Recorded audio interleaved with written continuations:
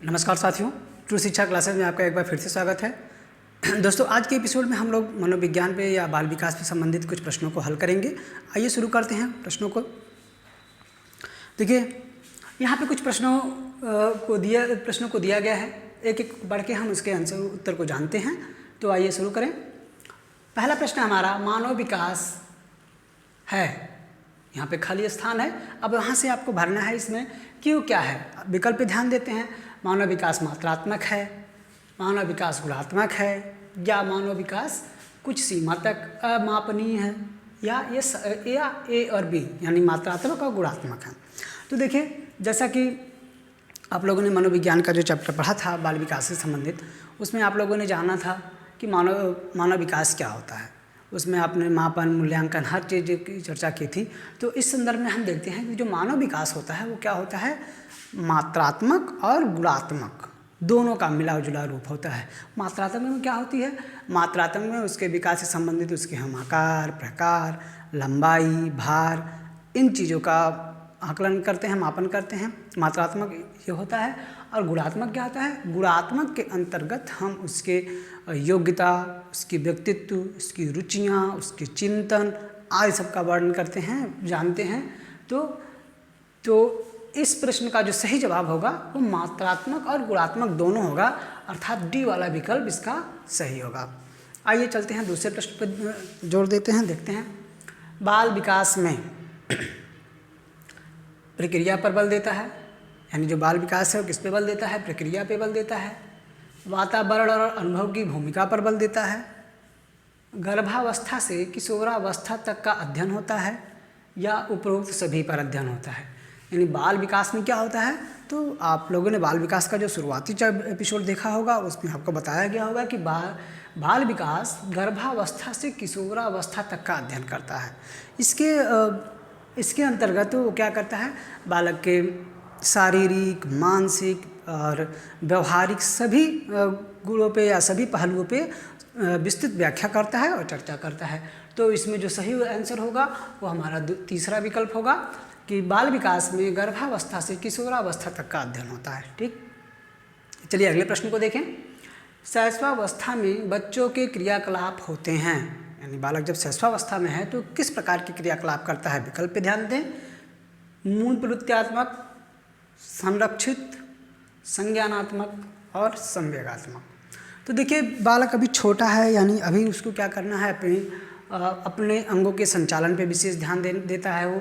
तो कह सकते हैं हम कि वो मूल प्रवृत्त्यात्मक होती है, जैसे रोना, हंसना, इन चीज़ों पे ज़्यादा वो ध्यान देता है। ठीक है, अगर इस तरह से कह सकते हैं कि अगर उसको कोई चीज़ पसंद नहीं आई, अच्छा नहीं लगा, तो रो के उसको व्यक्त करता है। कोई चीज़ देख के वो खुश होता है तो हंस के व्यक्त करता है। तो सब कुछ उसके मूल प्रवृत्ति पर निर्भर करती है। तो इसका जो सही जवाब होगा वो होगा मूल प्रवृत्त्यात्मक। आगे देखते हैं अगले प्रश्न को। स्व केंद्रित अवस्था होती है बालक में, यानी बालक में स्व केंद्रित अवस्था कब का समय जो होता है वो कब होता है। तो देखिए, जन्म से 2 वर्ष तक, 3 से 6 वर्ष तक, 7 से किशोरावस्था तक, या किशोरावस्था में। तो देखिए, स्व केंद्रित जो अवस्था होती है उस तरह से हम कह सकते हैं कि जो हमारी शैशवावस्था का आखिरी स्टेज, बाल्यावस्था का इनिशियल स्टेज, शुरुआती जो अवस्था होती है, वो उस अवस्था में बालक स्व केंद्रित होता है। यानी स्व केंद्रित में ये कह सकते हैं कि वो अपने खुशी पे, जब जिन चीज़ों से वो खुश होता है उस पर वो ज़्यादा ध्यान देता है। तो यानी स्व केंद्रित जो अवस्था होगी वो 3 वर्ष से 6 वर्ष तक के जो समय होता है इसमें होती है। आगे देखें। विकास खाली स्थान से फिर खाली स्थान है की ओर बढ़ता है, अर्थात विकास किधर से किधर की तरफ जाता है। सामान्य से विशिष्ट की ओर जाता है, जटिल से कठिन की ओर जाता है, या विशिष्ट से सामान्य की ओर जाता है, या कहें साधारण से आसान की ओर जाता है। तो देखिए, जो विकास की प्रक्रिया होती है शिशुओं में वो क्या होती है, सामान्य से विशिष्ट होती है। ठीक है, तो इसका जो सही विकल्प होगा वो होगा ए विकल्प, सामान्य से विशिष्ट की ओर। सामान्य से विशिष्ट की ओर ये कह सकते हैं कि जब बालक अभी शिशु ही है, नवजात शिशु है, तो सबसे पहले वो क्या करता है, पहले पूरे अपने शरीर का संचालन करता है, मतलब पहले उसका संचालन करता है, फिर बाद में अन्य अंगों की क्या प्रक्रियाएँ हैं, इशारा करना, उस करना, वो सीखता है। यानी सब तो क्या होगी, हमारी जो प्रक्रिया होगी वो सामान्य से विशिष्ट होगी। आगे देखते हैं। संज्ञानात्मक विकास का सिद्धांत किसने दिया। तो आपने जो विकास का सिद्धांत जो बताया गया था आपको, आप विकास के सिद्धांत का एपिसोड देखिए, आपको उसमें सारा डिटेल मिल जाएगा। तो इस विकल्प में देखते हैं कि जो संज्ञानात्मक विकास का सिद्धांत था वो किसके द्वारा दिया गया, हिलगार्ड के द्वारा दिया गया, स्टार्ट के द्वारा दिया गया, हर्लॉक के द्वारा दिया गया या पियाजे के द्वारा दिया गया। तो जो जब भी आपको संज्ञानात्मक का सिद्धांत पूछा जाता है तो हमेशा ध्यान रखिएगा जो संज्ञानात्मक सिद्धांत वो जीन पियाजे के द्वारा दिया गया था। इसके जो सही जवाब होगा वो पियाजे के द्वारा। इन्होंने इसको 4 चरणों में विभाजित किया था।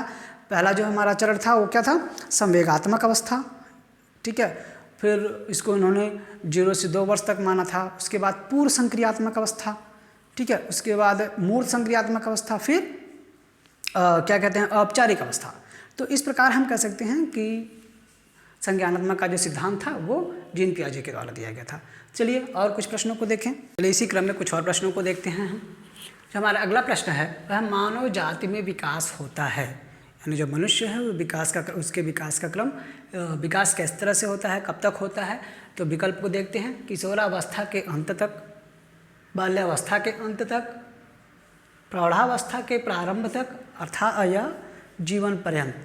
तो ये हम कह सकते हैं कि जो मानव जीवन का जो विकास होता है वो जीवन पर्यंत चलता रहता है।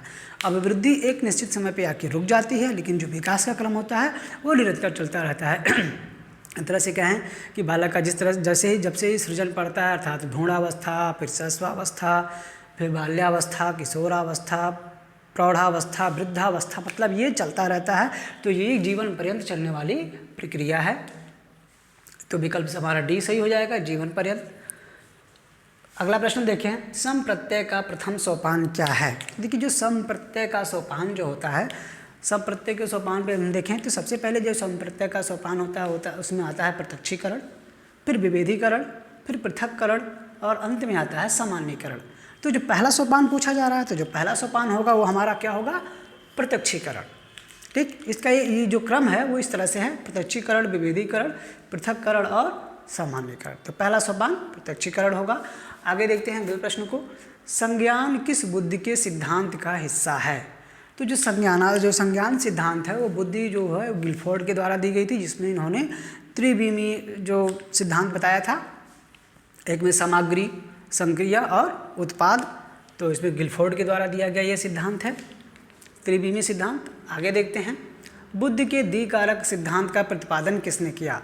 तो आप बुद्धि के सिद्धांत का जो एपिसोड है उसको आप देखिए, उसमें आपको सब कुछ पूरा डिटेल में मिलेगा।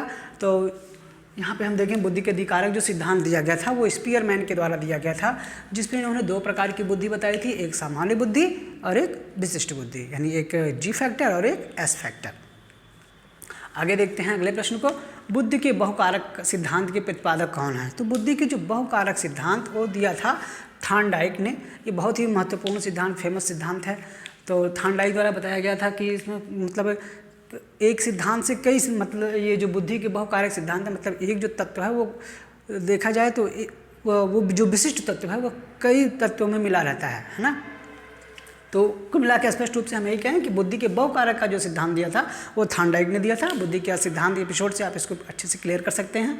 आगे देखें, जड़ बुद्धि वाले बालक का IQ कितना होता है। जब ये बताया गया था आपको बुद्धि लब्धि के बारे में, तो वहाँ भी आपको डिटेल बताया गया था, आप वहाँ से वीडियो देख के जान सकते हैं। तो हम प्रश्न को देखते हैं।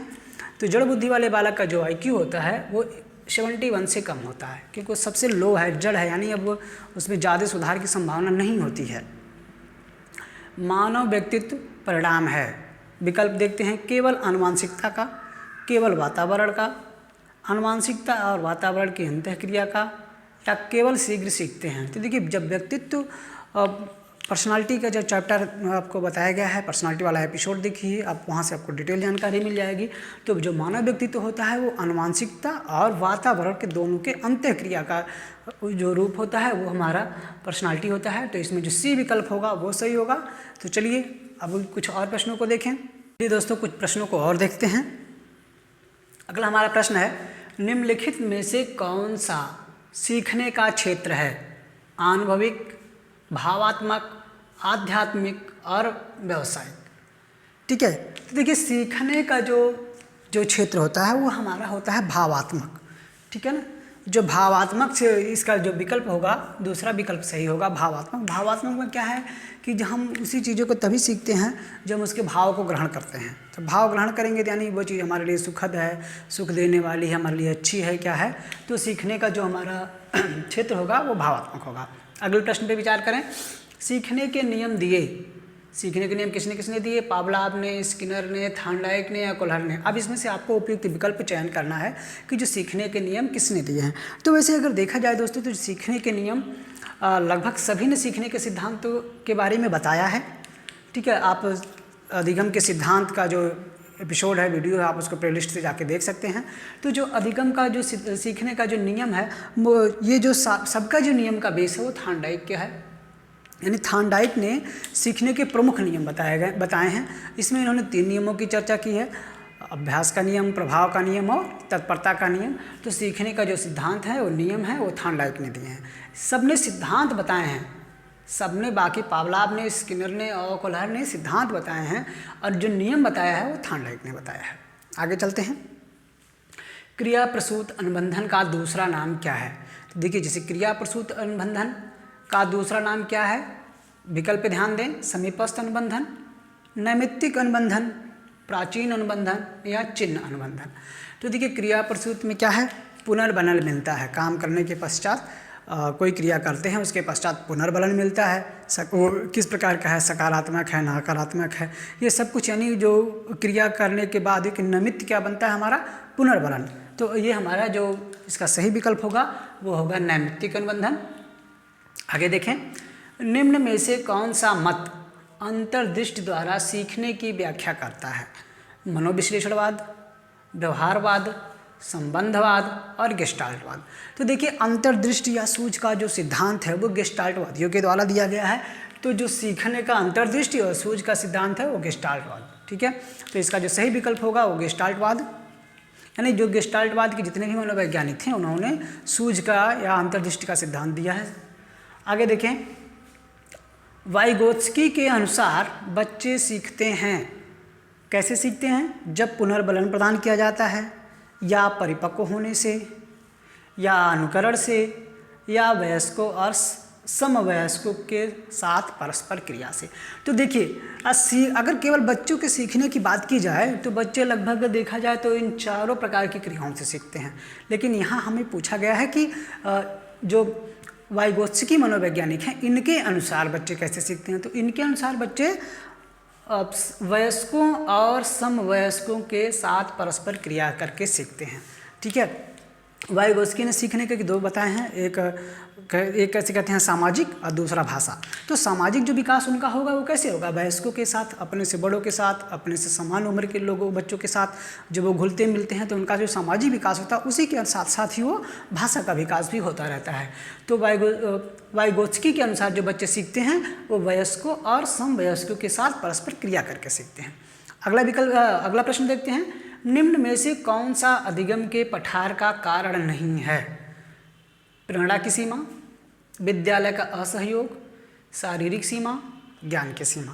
तो देखिए, कौन सा कारण नहीं है ये पूछा जा रहा है कि अधिगम में पठार का कारण नहीं है, यानी अधिगम में रुकावट, एक तरह से कह सकते हैं रुकावट आ गई है, अब अधिगम नहीं हो रहा है।